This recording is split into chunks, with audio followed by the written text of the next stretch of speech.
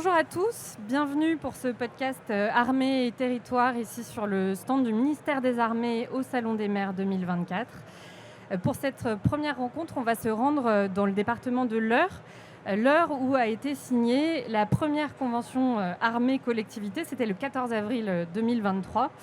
Depuis, d'autres collectivités ont suivi, en Bretagne, en Haute-Savoie, en Corrèze notamment, et puis d'ailleurs d'autres devraient être signées notamment lors de ce Salon des maires. Donc ces conventions sont au cœur de la loi de programmation militaire 2024-2030. Et donc, on va, un peu plus d'un an après cette signature dans l'Eure, entre le ministère des Armées et 27 collectivités, on va tenter de faire un premier bilan de cette convention. Donc, quels en sont les objectifs, les bénéfices attendus et qu'est-ce qui a déjà été réalisé depuis un peu plus d'un an. Alors, pour aborder ce sujet, je suis entourée de Jean-Paul Legendre, maire d'Yville, vice-président du conseil départemental de l'Eure, président de l'association des maires et élus de l'Eure. Bonjour. Bonjour. Et du colonel Christophe Pubeni, commandant de la base de défense armée de l'air et de l'espace d'Évreux. Bonjour. Et enfin, nous avons le général de division aérienne Julien Sabéné, commandant second du commandement territorial de l'armée de l'air et de l'espace, qui interviendra à la fin de ces échanges. Bonjour à vous. Bonjour. Et donc pour commencer, je me tourne vers vous, colonel Pubeni, pour essayer d'apporter un petit peu de contexte. Qu'est-ce qu'une convention armée-collectivité et qu'est-ce qu'on en attend comme bénéfice, notamment du point de vue des collectivités ? Alors, une convention armée-collectivité, c'est s'assurer que les militaires soient accueillis de la meilleure manière qui soit dans un territoire, mais également que les collectivités soient au courant de nos attentes, de nos spécificités et de nos contraintes. Et donc, on a eu la chance d'être les premiers à signer sous l'impulsion du ministre des Armées, M. Sébastien Lecornu, qui est lui-même un élu du département. Et en fait, on a tout simplement mis sur papier ce qu'on faisait déjà naturellement dans ce département. Pourquoi ? Parce que les armées et la base aérienne d'Évreux en particulier, on est le premier employeur du département de l'Eure. Et ça fait de nombreuses années que les collectivités nous aident, mais ça nous semblait naturel de le formaliser et d'expliquer à tous et à toutes quelles étaient nos attentes. Et les collectivités ont pu du coup également se mettre en ordre de bataille, entre guillemets, pour nous accueillir le mieux possible. Donc il y a un lien finalement qui est assez ancien, solide, entre les collectivités et les armées dans ce territoire. Alors c'est un lien qui est vraiment très très solide. Moi je suis arrivé à Évreux en 2002, jeune lieutenant. On a déjà été très bien accueillis à l'époque. On avait déjà mis en place des choses pour que mon épouse puisse travailler. Elle était journaliste à Évreux. Et on l'a vu plus tard en revenant commandant de la base aérienne que ce lien existait toujours.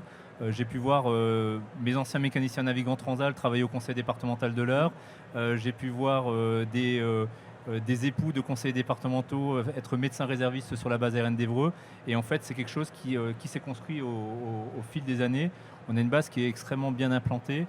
On le voit dans les moments heureux, mais également dans les moments douloureux, où malheureusement, quand on a perdu le sergent Buffet cette année au mois de juin, on a eu d'innombrables témoignages de la part de citoyens, mais également des élus du département.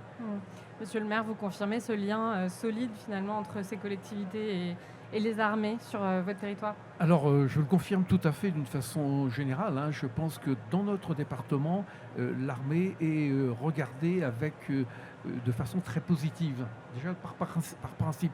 Mais à Évreux, il se passe quelque chose que le colonel vient d'évoquer.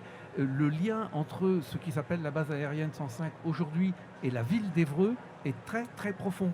Des quartiers se sont construits sur le développement de la base. Et quand vous parlez un peu avec des vieux ébroïciens, il y a plein d'histoires, il y a tout un vécu, tout un rapport social.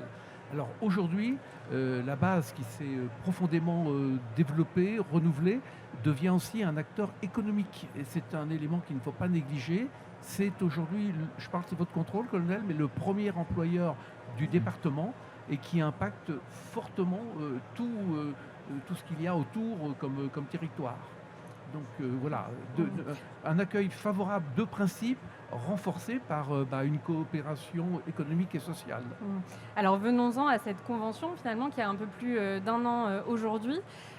Comment s'est passée finalement la signature de cette convention entre les collectivités et les armées ? Sur quelle base ? Et puis qu'est-ce qu'elle contient cette convention ?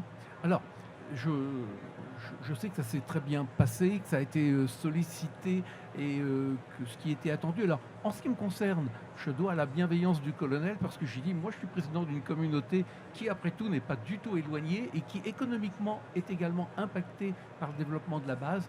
Et j'ai sollicité de pouvoir, dès que mon conseil communautaire m'y aura autorisé, pouvoir signer aux côtés du colonel. Je crois que c'est imminent.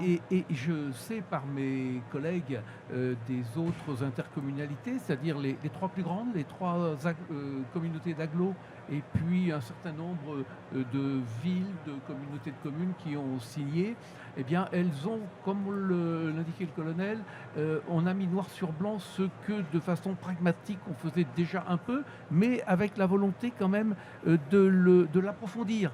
C'est-à-dire que le bon accueil, c'est parfait. Les rencontres que l'on a à telle ou telle occasion, c'est tout à fait parfait. Mais pouvoir, ce qu'on a très bien compris, être des partenaires pour permettre que, par exemple, les conjointes d'officiers ou d'aviateurs que ça puisse être traité, l'accueil de la petite enfance. D'ailleurs, curieusement, dans les deux sens. Bon, ce que j'ai compris. Bon, tout ça, je crois que c'est du bon travail de développement de l'attractivité du territoire, tout encore une fois, en ayant un partenariat qui nous fait plaisir à côté de notre armée. Colonel, je crois qu'il y a 3 grands objectifs derrière cette convention. Est-ce qu'on peut les balayer ensemble, ces 3 objectifs? Alors oui, alors les 3 objectifs. Alors le premier, c'est donc favoriser l'intégration des familles, qui passe par plus facilement, enfin donner de la fluidité pour des conjoints qui sont fonctionnaires, pour les faire changer d'administration, ce qui était le cas. Donc l'année dernière, on a pu reclasser entre guillemets 12 conjoints ou conjointes au sein des différentes administrations. De la même manière, il y a des administrations qui nous prennent des gens, on en redonne. Il y a l'aspect rayonnement, c'est-à-dire on travaille beaucoup avec la DAZEN de l'Eure, donc Madame Mokada, pour être présent sur les classes de défense, être présent sur les semaines mémoriales et s'assurer que il y a 585 communes dans l'Eure, je crois, et qu'il y a un maximum de militaires, par exemple pour le 11 novembre, qu'il y a un maximum de militaires le 14 juillet pour rappeler ce point. Et donc ça fait vraiment les grandes lignes maîtresses de cette convention. À noter également, il n'y a pas que la base aérienne d'Évreux dans l'Eure. Alors c'est vrai que c'est le barycentre, mais j'ai également, parce que je suis commandant de base de défense, le site de la DGA au Val-de-Reuil, où il y a 200 civils essentiellement qui sont sur ce site, où là également il y a des offres mobilières qui sont en train d'être mises en place. Et ensuite, on a le site un site de la Dirisie à Vernon, donc tout ce qui est transmission satellite et radio. Et là également, on a une vingtaine de militaires qui sont là. Et on travaille en osmose avec les différentes collectivités pour s'assurer que ces gens aient une offre adéquate et qui prennent en compte les contraintes. Le premier des objectifs de cette convention, c'est de favoriser l'attractivité du territoire et soutenir la vie du militaire et de sa famille. Ça s'intègre dans le plan fidélisation 360. Est-ce que vous pouvez nous en dire plus sur cet objectif spécifique et sur ce qui a déjà été réalisé en un an? Alors, ce qu'on a réalisé, on a réussi à avoir 7 logements à la Cité Lafayette. Alors, la Cité Lafayette, c'est l'ancienne cité américaine. Absolument. C'était une cité qui a été construite par les Américains, parce que la base aérienne d'Évreux a été construite après la guerre par les Américains. On a eu donc 7 logements à la Cité Lafayette. On a réussi alors on est en train de finaliser l'étude d'une ligne de bus qui arriverait jusqu'à la base aérienne. Donc ça aussi, c'est vraiment quelque chose qui change parce que ça nous évite d'avoir des longues files et des bouchons à l'arrivée de la base aérienne. Donc on fait ça avec Transurbain. Une autre avancée, ça a été mettre en place une convention avec certaines agences immobilières pour, par exemple, demander qu'un mois de loyer.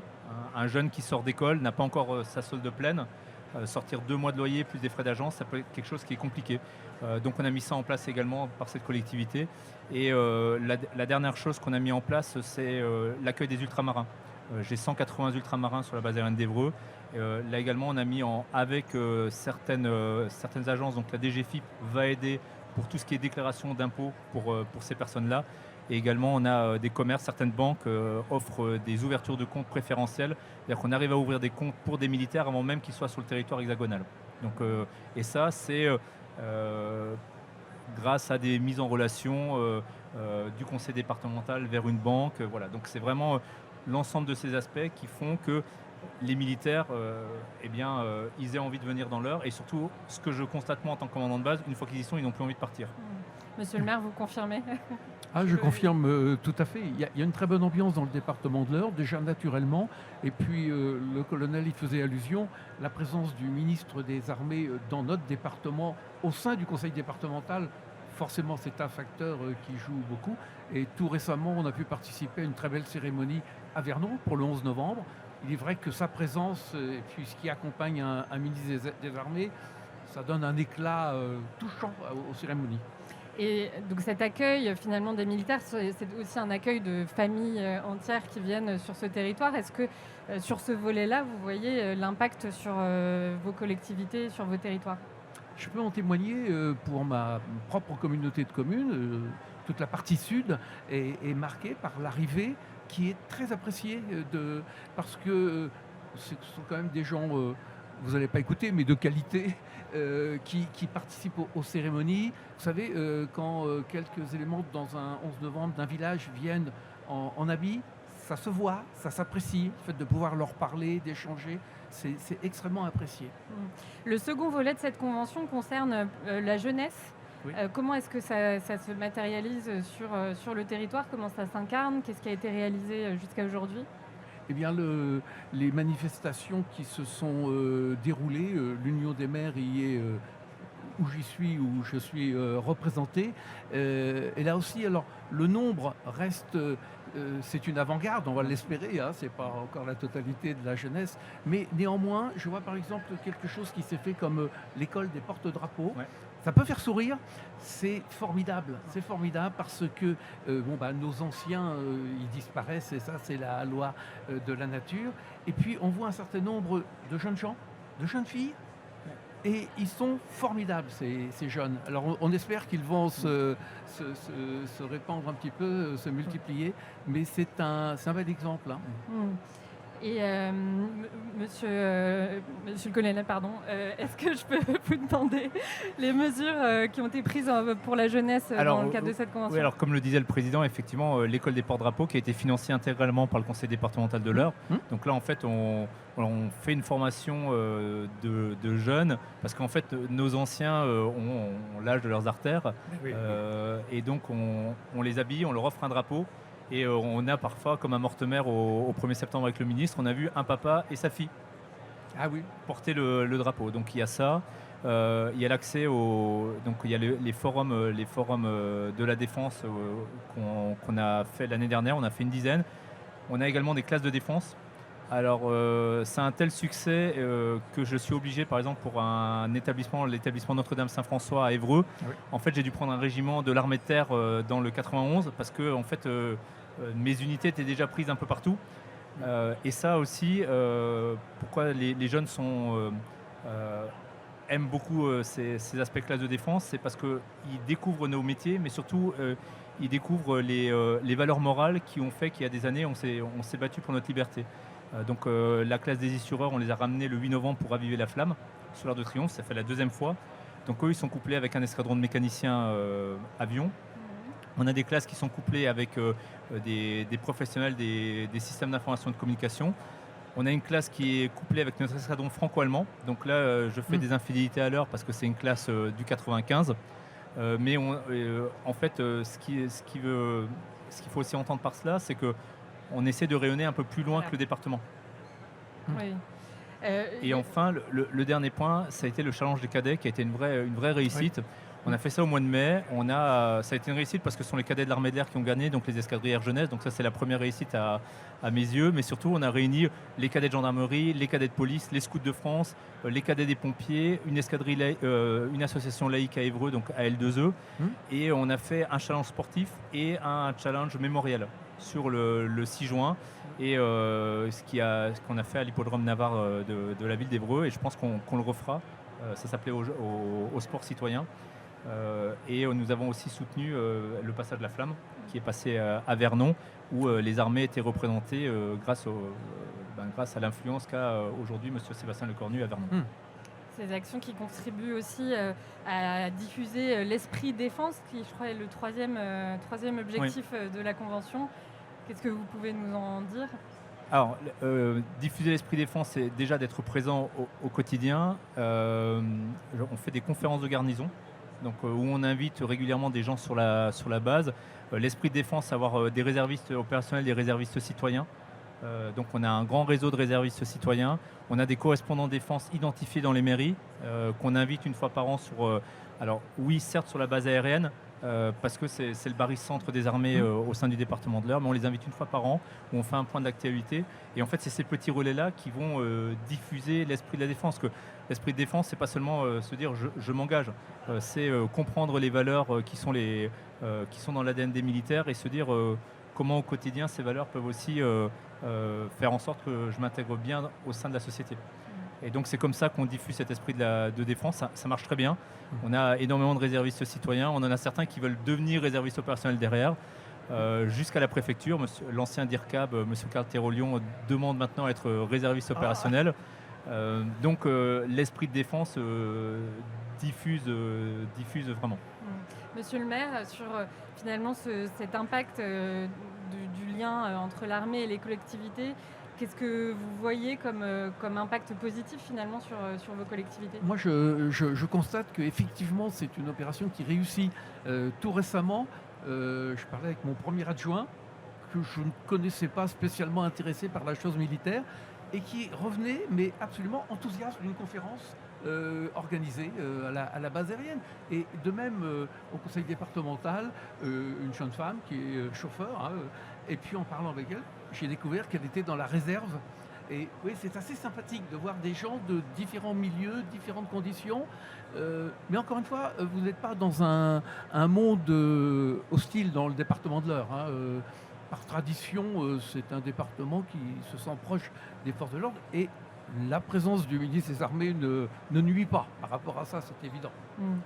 Est-ce qu'on peut imaginer, vous avez commencé à l'évoquer, colonel, que finalement cette convention, la présence de la base aérienne d'Évreux, puisse aussi rayonner au-delà du département et voilà, infuser aussi dans les départements limitrophes, les communes limitrophes ?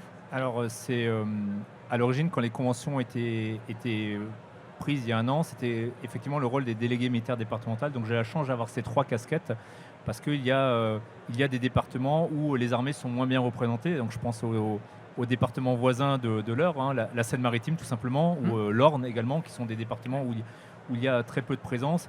Et c'est aussi l'idée, c'est de se dire, c'est pas parce qu'il n'y a pas de forces armées qu'on ne peut pas utiliser ce vecteur de communication. On peut avoir des réservistes citoyens, on peut avoir des réservistes opérationnels dans des endroits comme la Seine-Maritime ou comme dans l'Orne où il n'y a pas de présence armée. Et donc c'est vraiment l'idée, c'est que ça diffuse et que en fait ce soit vraiment inscrit que chaque département ait une convention armée collectivité. Je m'adresse à vous maintenant, Général Sabéné. Comment, selon vous, le commandement territorial de l'armée de l'air et de l'espace va contribuer à l'ancrage territorial des armées ? Alors, si vous permettez, 2 mots de genèse. Donc, le CTAE, commandement territorial de l'armée de l'air et de l'espace, c'est un tout nouveau commandement. Il a à peine 1 an. Et son périmètre, c'est l'ensemble des bases aériennes. On en a 31 sur le territoire national. Et on le fait non pas depuis Paris, mais depuis Bordeaux-Mérignac. On a une base aérienne sur place. Et on a créé ce commandement parce que l'armée de l'air a besoin d'évoluer. Le monde évolue. Notre agilité d'aviateur, on a besoin de la transformer en organisation. Et nous sommes là pour accompagner nos commandants de base aérienne lorsqu'ils sont confrontés à des difficultés ou à des opportunités. Et là, la signature de cette convention, on le voit, c'est une opportunité incroyable d'avoir des liens de qualité avec les collectivités territoriales. Alors, pourquoi c'est si important ? Si vous permettez, je vois 4 aspects. Le premier aspect, on le sait, le monde est devenu dangereux. C'est le retour de la haute intensité à nos frontières. Et on s'aperçoit qu'un conflit, ce n'est pas juste les militaires. C'est les militaires dans leur environnement. C'est les militaires en interaction avec les collectivités pour faire face à toute situation, à l'étranger, comme sur notre territoire national. Le deuxième aspect, c'est lié au fait que on doit faire des économies. Il y a des synergies naturelles à identifier, à travailler main dans les mains avec les collectivités territoriales pour éviter les doublons. Donc on est là aussi pour décloisonner, pour permettre ce que vous disiez, monsieur le maire, à des gens de découvrir un monde qu'ils ne connaissent pas et à mieux travailler les uns avec les autres. Le troisième aspect, eh bien, c'est la fidélisation. Cela nous coûte pour former nos soldats, nos aviateurs, et certains peuvent partir parce qu'ils sont attirés par un autre domaine ou parce qu'ils ont des difficultés. Et donc, on recrute un militaire, mais on fidélise toute une famille. Donc, il faut accompagner la famille, que ce soit sur le logement, sur l'emploi du conjoint, sur la partie éducation, puisqu'il faut trouver des places pour les enfants et pour l'offre de soins. Le troisième aspect, et c'est aussi important, c'est le fait de pouvoir surfer. Donc on a parlé de la jeunesse, on a une histoire commune, et il se trouve que le berceau de l'aviation, c'est la France, ce sont les territoires, et donc il y a beaucoup de synergies à développer. Et donc je voudrais terminer là-dessus.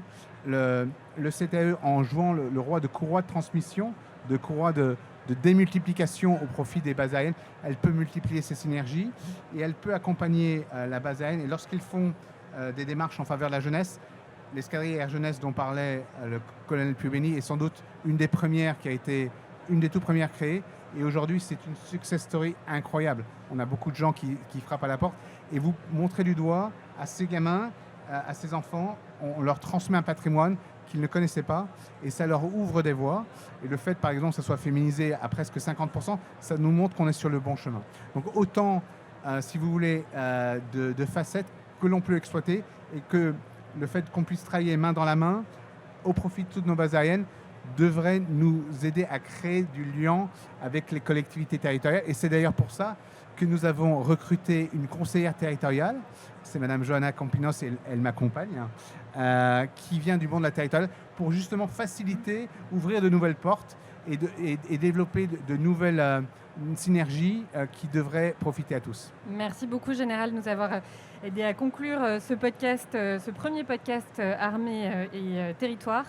Merci à tous les trois d'avoir été présents pour nous partager cette belle réalisation. Et merci à tous d'avoir suivi ce podcast. On vous donne rendez-vous tout au long de la journée sur ce stand du Salon des maires.